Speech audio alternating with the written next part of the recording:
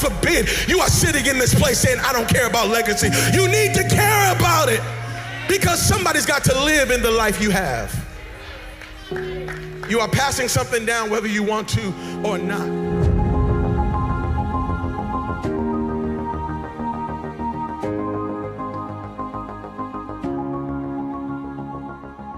Have you ever felt that your own desires were holding you back from true purpose? You know, think about this for a minute. Imagine a newborn baby. There's something so miraculous and amazing about a new life coming into this world. However, if you know, like I do to a general degree, and especially as a parent, I say this, babies are very needy. They are just intrinsically selfish. They have no ability to even communicate, and yet they have amazing ability to communicate through crying and whining, and everything has to be done for them. And you know what? It's not their fault. They were born that way. They were born with just an intrinsic need to be served, and thus life is all about them. And then they grow. They begin to go through this phase of recognizing that their little lives are kind of quite selfish. And when they begin to understand that someone will serve them at every beck and call or every whine and cry, they have to develop and grow and learn to move into the place of surrender. And it's surrendering to the idea that it's not all about them and that they now have the capacity to, in some senses, like the first step's like, well, now I need to serve myself, right? Instead of making it somebody else's responsibility. However, that's really not the end goal, because eventually as that child grows into a teenager and a young adult, we hopefully even sooner begin to realize that our selfishness moves to surrender, and that surrender eventually and ultimately moves to service. How can I serve someone else? How can I get rid of my selfishness, surrender that, and then move into serving those around me, because it is ultimately not about us. Hey, Coach Velasquez here with the Mindset Mastery Podcast. Welcome. I'm so glad you're here. If you're tuning in for the first time, as always, hey, smash that follow button.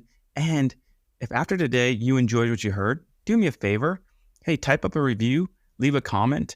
I would so appreciate it, because I want to continue to reach a broader audience and help build and bring mindset mastery to all of us, including myself.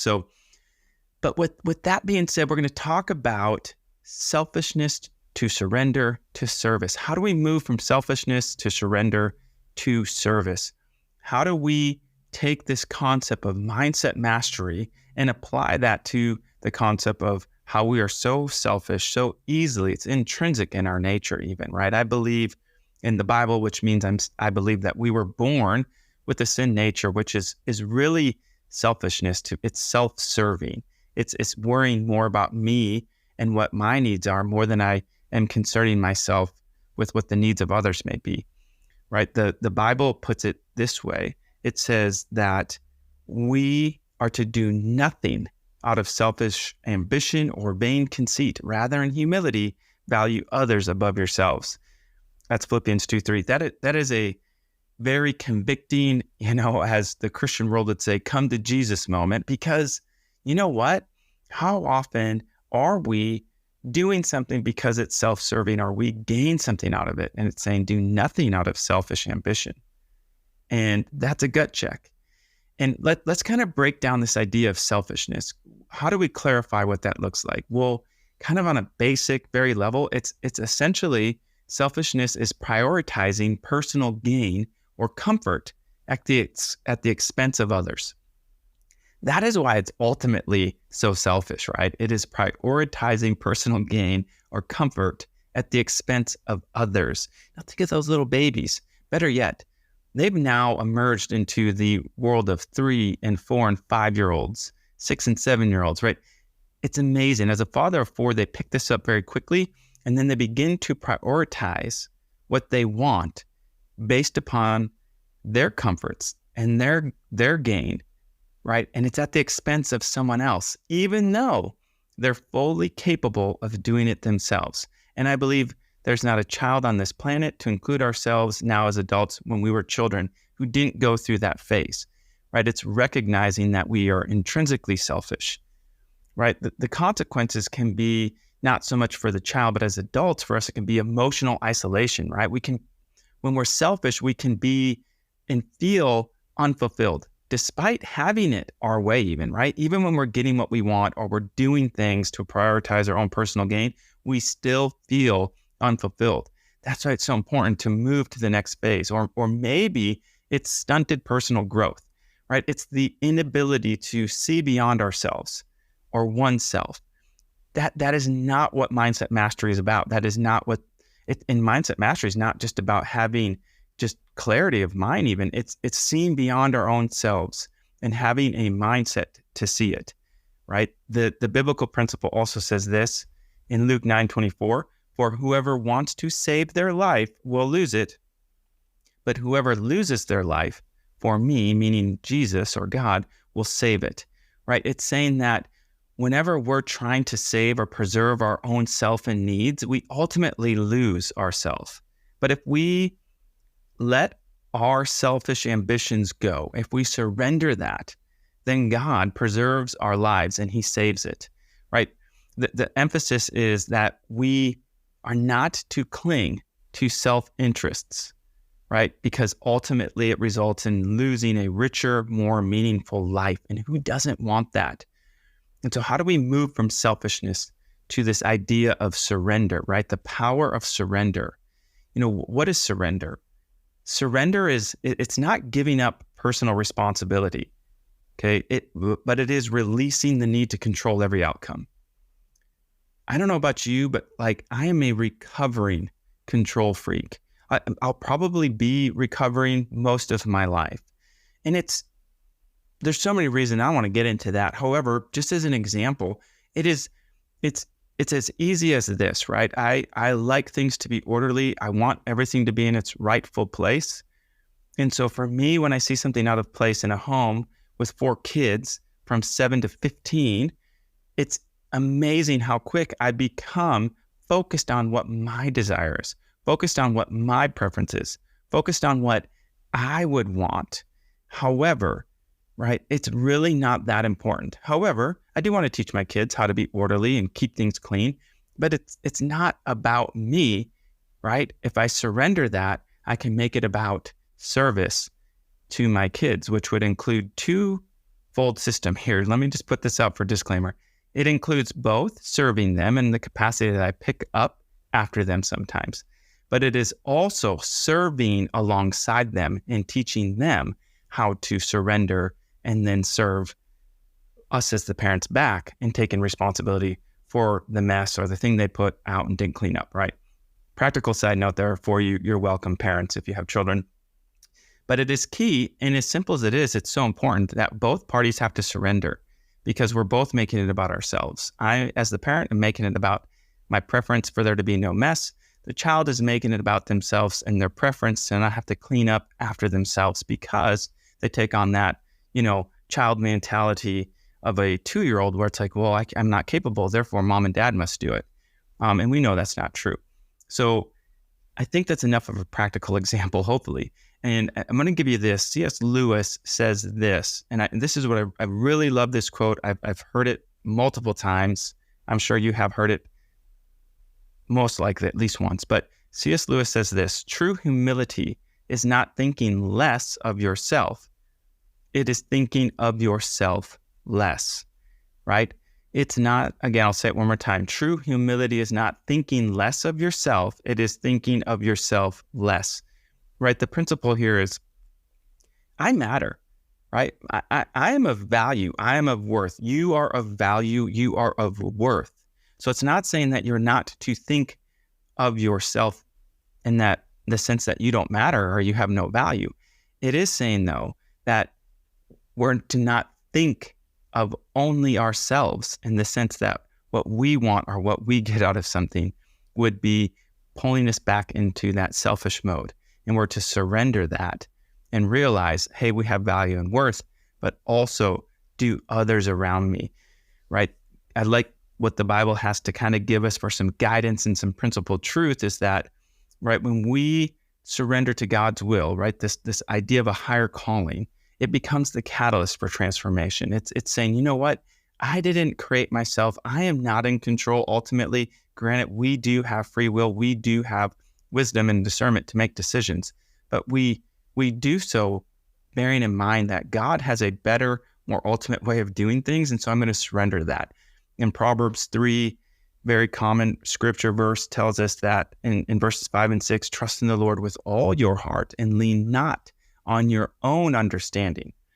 Meaning, we have our own understanding, but it is limited. And when we only go off of that, we end up more or less operating out of self. We're thinking of only ourselves. When we wholeheartedly trust God, we then not only lean on our understanding, but we lean on what He has to say with the minimal understanding we have. And when we partner, we then become more effective. But that requires surrender. And it is tough when we want to surrender to something that we're not fully in control of, hence my control issue sometimes, which comes down to trust and so many other things. However, the goal, though, is for us to go from selfishness to surrender to service. How do we get to service? What is service? I love this simple kind of definition for us to think about. Service simply is the outward manifestation of surrendered hearts. That's it. It is the outward manifestation of surrendered hearts, or a surrendered heart, right? True fulfillment often comes from contributing, to the well-being of others. Imagine that. Have you ever done something for someone and seen the joy and the benefit that it brings them, and just find yourself so satisfied, finding a sense of fulfillment that goes way beyond the shallow fulfillment we think we get when we're being selfish and self-serving and prioritizing our own personal gain? I don't know about you, but I know for me, it is intrinsically way more fulfilling. And so it's like comparing, a lamp shining in the darkness, right? And if somebody cannot see and you're the only one who has the light, and you hear them, they're bumping into things and they aren't clear on what direction to go, or maybe they've lost someone. Maybe that person has a kid and they're like, oh my gosh, I lost my kid and it's dark and no one can see. And there's just, that's a natural issue that we'd all have when we cannot see, we don't know where we're going, and maybe we've lost a child in a dark area, and you're the one person with the lamp, and you flick the lamp on and it provides a light. What that does is allow everyone to see. It allows that person to find their child. And as simple as that is in service, right, you're going to get a lot of fulfillment out of that. In 1 Peter, it says this: each of you should use whatever gift you have received to serve others. Right? In that scenario, the gift was the lamp. So heaven forbid we don't take that gift and turn it on and use it for the benefit of others, right? Is what it's telling us. It's not so I can be in control of whether I do or don't turn on the light. No, it's so I can release the gift so others can see and benefit, and then find clarity in where they're going and identify maybe the things they've lost, whether it's a kid or not, was the example I used. And it seems so minuscule sometimes in our mind, because I think we do focus on what we're going to get in return. But that's the joy. What we get in return is the fulfillment of having contributed to the well-being of others. And if you've not served someone in that capacity, trust me, try it. See what happens. See how you feel. And here's some practical applications maybe, or ideas you can implement right now. Okay. Identify daily small acts of service that you can start doing now. It may be sending someone a text, seeing how they're doing. It may be volunteering. And I'm not assuming you don't do any of these things already, but just as an example, maybe if you're thinking, what could I do to serve someone? Maybe it's as simple as saying hello to the person who is at the retail store or grocery store or wherever, who's serving you, right? They're putting in time, and yes, they're getting paid, so they're getting a return monetarily, but I bet they get more fulfillment out of knowing that the people they're serving feel served. So let them know. Serve them in that capacity. It is, again, as simple as, right, putting out your gift for the well-being of others, to serve other people, right? Because we don't want to be selfish. We want to be surrendered, because when we are surrendered, we can then ultimately operate and move in a way with mindset mastery to serve others for the benefit of them, not us. That is the key. So let's kind of wrap this up, land the plane, if you want to call it that. But I want to give you maybe some personal questions you can ask yourself as you move into this week, the rest of the week, and throughout the week. And I want you to bear this in mind. Okay, Martin Luther King Jr., everybody can be great because anybody can serve. Excuse me. I love that. Everybody can be great because anybody can serve. Here's the questions. I'm going to frame them as if I'm asking myself. You frame them as as if you were asking yourself. What areas of my life do I cling to for control or personal gain? Right? So I'd say, Sam, what areas of your life are you clinging to for control and personal gain? I could say, Sam, in what ways can you practice surrender on a daily basis? Or I could say, Sam, where can you integrate small acts of service into your daily routine? I want you to ask yourself those questions. Rewind this, rehear them. I'm not going to say them again necessarily. Just go back, listen to them again. It's so critical that we begin to identify how we can go from the selfish mode to the surrendered mode to then the service mode. That's establishing mindset mastery. That is truly building something of a sound mind, per se, whether it's in our faith, in our marriages, in our families, in our businesses. Because ultimately, it is not, as C.S. Lewis put it, it is not thinking less of ourselves, but it is thinking of ourselves less, meaning we are focused on how we can ultimately put our selfish ambitions and personal gain and ultimately letting that stuff die and looking for ways so we can be surrendered, partnered with God to ultimately serve others. Now, does this mean we can't have anything for ourselves? Does this mean that we can't go after things that may be just for us per se? No, it just means that I'm not considering myself only in the pursuit of it. Hopefully, whatever I'm going for has a purpose to, yes, be a benefit and an enjoyment to you personally or your family, but also it's twofold, that it has the benefit to serve and be of joy and a fulfillment to others. Okay, so just as kind of a recap, let me give you this to think about as we wrap up. You guys, appreciate you being here today. But remember this, when it comes to mindset mastery and specifically the selfishness to surrendered to service mentality is number one, right? Be aware of the pitfalls of selfishness. Be aware of how easily we tend to do things out of selfish gain or selfish ambition, right? And we begin to prioritize our personal gain or comfort at the expense of other people. Sometimes we do it so naturally, we don't even realize we're doing it. So be careful and cautious of those pitfalls. Try to identify them this week. Second, right, there's freedom found, right? When we lose ourselves per se, when we let our selfish ambitions go, we find, right, freedom in the surrender, because ultimately it leads to a joy and purpose-filled life and discovery through serving other people. My last encouragement to you is this: choose just one actionable step towards service this week. Just one thing you can do to serve someone else. Hey, you guys, I appreciate you tuning in today to the Mindset Mastery Podcast. As always, I'm your host, Coach Sam Velasquez, and we'll see you on the other side. Peace. God forbid you are sitting in this place saying, I don't care about legacy. You need to care about it, because somebody's got to live in the life you have. You are passing something down whether you want to or not.